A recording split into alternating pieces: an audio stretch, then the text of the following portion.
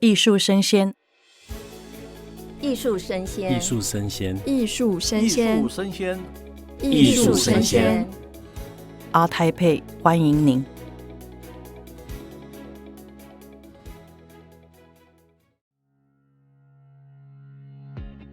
大家好，欢迎收听艺术声鲜 ART TAIPEI Live Talk， 我是主持人王维轩 Vivi。台北国际艺术博览会从10月25号到28号在台北的世贸艺馆盛大展开，欢迎大家前来跟我们一起共襄盛举。现在这个时段的主题呢是从巴黎到拉各斯 Kathryn Weir 跨文化策展与社会变革的探索。今天的节目呢将带大家走进一个充满国际视野的策展人 Kathryn Weir 的视野当中哦。非常欢迎我们的 Kathryn Weir 到我们的现场。 Hello, good to be here. Thank you. 他从巴黎的庞毕度中心到如今的拉各斯双年展，深耕于跨文化交流与社会变革的领域。他的策展之路呢横跨多个大洲，以多元的文化视角探索艺术的社会意涵。面对当前多变的世界，艺术如何成为社会变革的推动力？他的策展实践又是如何打破地域界限，建立起文化之间的对话？今天我们将深入探讨他的跨文化策展理念，了解他在不同文化背景下的创新思考与实践经验。那首先想要请问一下 Kathryn 了，你的策展经验从巴黎到拉各斯，两地的文化背景其实就我们东方人来看，我就觉得差很多了。那作为一位跨文化的策展人，您如何在不同的文化中找到共同的语言跟主题？ Your curatorial journey spans from Paris to Lagos, two places with very different cultural backgrounds. As a cross-cultural curator, how do you find common language or themes across different cultures? Oh, thank you very much for that question and for having me here today to speak about some of my projects. It's great to be back in Taipei.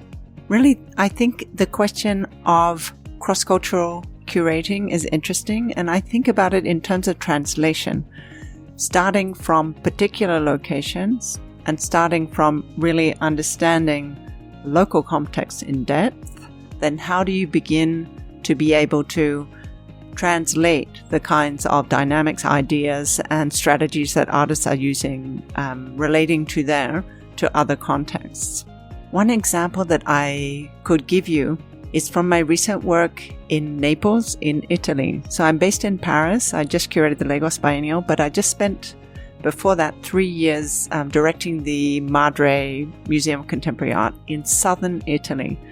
So when we think about speaking across geographies, we often think about long distances, but even within one country, you can find great differences. The south of Italy has very different problematics to the north of Italy. And the first exhibition that I organized there in order to understand that context was called Utopia, Dystopia, The Myth of Progress Starting from the South.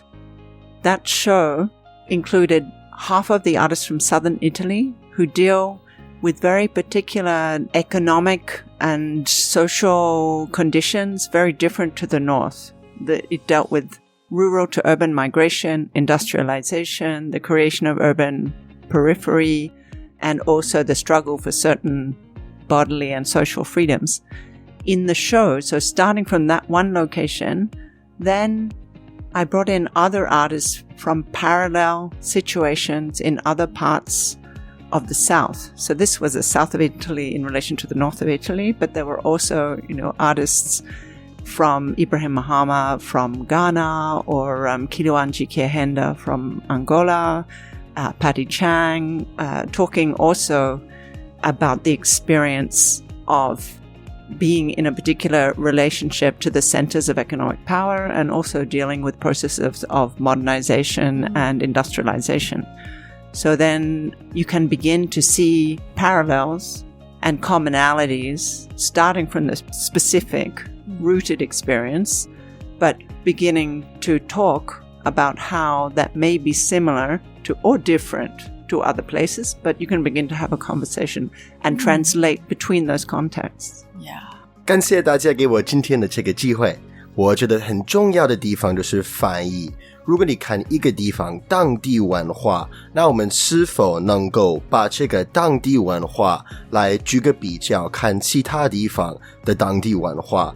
那其实我可以举个例子，就是在意大利的 Naples，其实意大利的这个国家国内有很大的差别，特别是南部比北部的差异。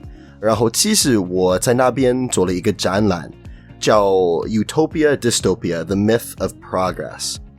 意大利的南部跟意大利的北部真的差很多，但是因为我带一些来自南部的艺术家来跟我一起参加这个展览，我们就发现了比较明显的这些差异。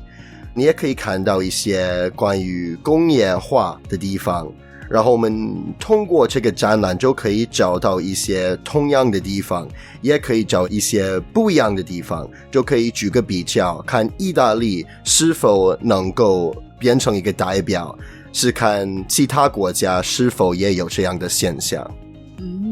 是 Kathryn 好像参加一个叫做 Cosmopolis 的 program， 那这个 program 到底是什么意思？它在定义上该怎么样被大家认识呢？ Yeah, so let's define this Cosmopolis that you've been working on. Can you help us understand a little bit more as to what that is? Yes, absolutely. Thank you for asking. It's really a platform for working across different contexts with artists and others, thinkers and activists and urbanists, architects, and so on. I decided to initiate this platform when I moved to Paris to the Centre Pompidou. After having worked for 10 years at the museum in Australia, Coin Goma, that runs the Asia-Pacific Triennial. And when I came to Paris, I didn't see such visibility for what I thought of as the most cutting-edge practices happening across Asia in new art scenes and other parts of the world that were not necessarily the historical European and North American centers for art practice. And so it was a platform in order to give these research-based, often collaborative, located art practices visibility in Paris and to bring Paris into that conversation. From the beginning, though, I wanted for the perspective to move. So there was a first exhibition in Paris in 2017 at the Pompidou called Collective Intelligence, Cosmopolis 1 Collective Intelligence. And then the next edition was held in Chengdu in China. And there were also other seminars and residencies that were associated with the platform. And so from Chengdu, Cosmopolis 1.5, Enlarged Intelligence, looked again at the idea of collective practice, interdisciplinary collective practice. But in that context, many artists were working on ideas to do with, on the one hand, ecology, environmental intelligence, and on the other, technology or artificial intelligence. So looking from the perspective of Western China, Chengdu, Sichuan, bringing these questions that were very important in the local art scene into conversation with artists from elsewhere. And then the next large exhibition associated with Cosmopolis was again at the Centre Pompidou, Cosmopolis 2, Rethinking the Human. And what I was really doing was adding themes that continuing to work with artists across different locations and then speaking to others to find out what their new preoccupations were. So it's a way of working across time in a longer time frame rather than just doing one-shot exhibitions. So I think that those kind of relationships take time to develop so that the curator can understand the artist's work, and you can also begin to have discussions between the different artists that you work with in different contexts. So I've continued to work with those artists from the Cosmopolis platform then when I moved to the Madre Museum in Naples and did a continuation of Rethinking the Human with the exhibition Rethinking Nature about political ecology. And then this year until April, I presented a show at TAIPEI in Hong Kong called Green Snake, Women-Oriented Ecologies. And we can talk more why that title, Green Snake, that looked at the questions generated by rethinking the human of a certain definition of the human and of nature that had been dominant in European philosophy and practice, and the effects of that in terms of the worldview. In Naples, speaking particularly about political ecology, and then in Hong Kong about ecofeminism, so the perspective from cosmology and women-oriented systems. So you can see that the whole platform was really designed to create a conversation between different locations, but to develop research themes over time. 所以我做这个 Cosmopolis 的原因，特别是为了合作，就是说本来艺术家，特别是亚洲的艺术家，他们有一点难进入我们欧洲这边的环境，所以这个 Cosmopolis 就会给这些艺术家机会跟我们可能在法国或其他欧洲国家机会合作，然后也不一定就是合作，也可能是一种研究，是可以多讨论一些很重要的社会问题。其实我们已经做了几次的展览，例如说我们有一次在成都举行了展览，不只是跟艺术有关，是跟环境和科技也有关系，所以给这些艺术家机会多合作，互相学习特别特别重要。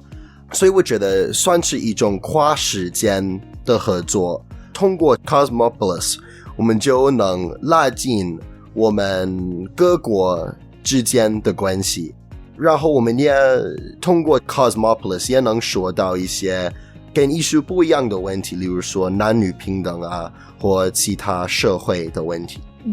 但是如果像这样子的 Cosmopolis 的计划持续的推行，那我们亚洲艺术家有机会在欧洲展出，我们的作品需要用欧洲不同地域的语言诠释吗？还是说我可以维持我原有的样子？ So how do you maintain your own self-identity with your own country and your own personal context while going across these boundaries and creating these relationships and solving these problems and having these conversations? I think that as a curator, I see my role as one of being very open and curious in new contexts, but also being able to bring some perspective from my experience, from theory, from the places that I have worked, that can become, for artists that I work with, then a sounding board, or, being able to, through my curatorial experience in the other contexts in which I've worked and artists that I've worked with, to ask the right questions of artists, or to give them examples of others that may work in similar ways, or ask them about how they think their work would have meaning in another context.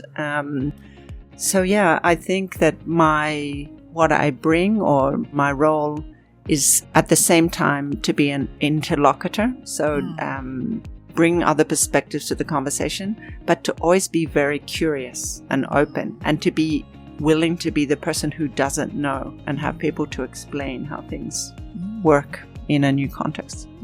最大的重点就是开放和好奇，我需要帮这些艺术家问很重要的问题，看他们怎么能够提高他们自己的艺术，然后通过这个机会给他们多一些机会问问题，看自己的艺术，我觉得我们就能够有更完美的艺术，而且讨论到这些很重要的问题。但我觉得我自己比较像是站在中间，是保持我自己的身份，但我也需要适用我自己的背景来举行这些很重要的讨论。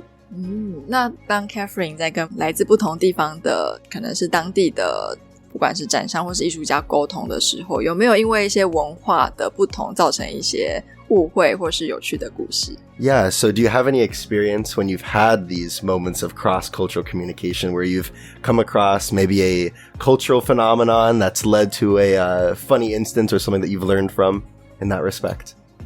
Oh, there are so many, really, like where to start. But I'd like to tell you maybe about working in Lagos, the Lagos Biennial, which took place earlier this year at Tafawa Balewa Square in the center of Lagos, which is a site that the audiences in Lagos and nationally in Nigeria knows very well. It's the place where Nigeria declared its independence.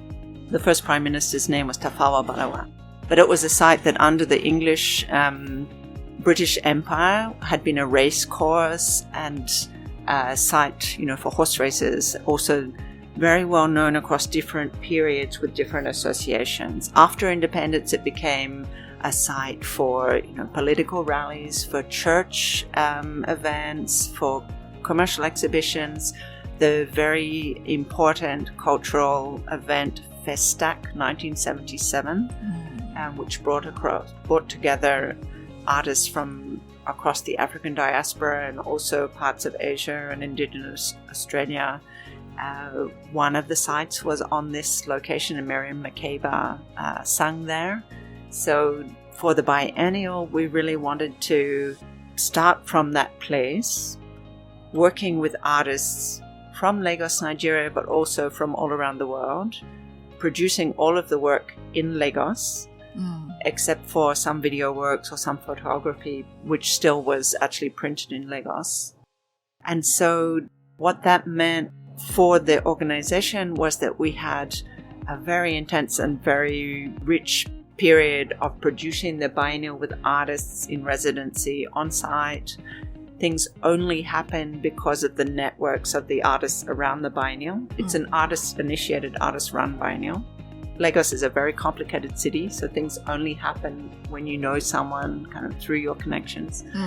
And then when we opened and, ran the programs of talks and performances and screenings within the biennial site, the audiences at once had, very personal memories of the site and could see that local and national context then reflected and refracted through the eyes of many artists from many different geographies. So it started from something really rooted in that place to something that was truly an international conversation. So that experience was probably, one of the most intense but incredibly satisfying experiences that I've had as a curator in recent years, to be able to curate in that context. And we had many, you were asking kind of more about funny situations. We had, a rock concert within the site with people dancing on this,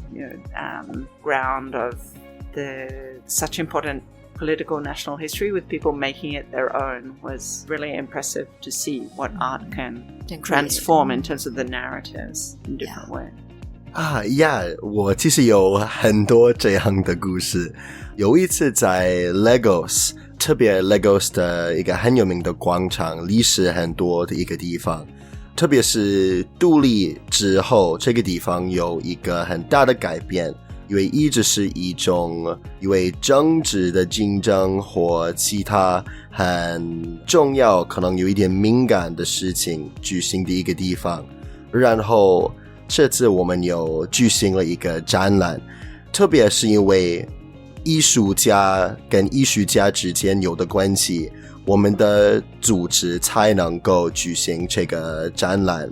最特别的就是我记得有那边的演唱会，然后因为这个很特别，有一点复杂，有时候有一点敏感的历史，看这些 Lagos 的人这么开心在那边跳舞，就让你感觉艺术真的能引发一个很大的改变，不管一个地方的历史，不管一个地方以前遇到的问题，通过艺术我们就能够有一个更完美的世界，更开心更开朗的地方。是，那这是 Kathryn 第一次参加我们台北艺术周跟Art台北，有什么样的心得，或者是有没有什么话想要对主办单位或是听众说？Yeah, so this is your first time being here at Art Taipei, and we're so happy to have you. Is there anything that you'd like to tell the audience, tell any of the people that are here experiencing this exhibition?